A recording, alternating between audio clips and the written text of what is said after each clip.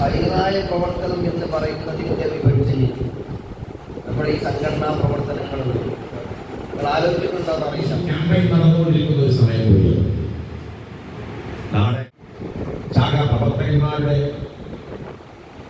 അവർക്ക് സംസാരങ്ങൾക്ക് നൽകിയിട്ടുള്ള റിക്കാർഡുകളൊക്കെ പുതിയ പുതിയ ജീർണതകൾ, നമ്മൾ കേൾക്കാത്ത തരത്തിലുള്ള അപകടകരമായ വാദഗതികളാണ് പുതിയ തലമുറയിൽ കടന്നുകൊണ്ടിരിക്കുന്നത്.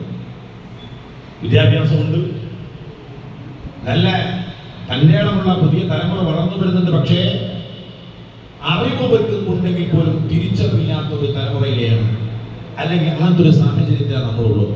അവിടെയാണ് SKSSF അൽഹംദുലില്ലാഹ് വളരെ അഭിമാനത്തോടെ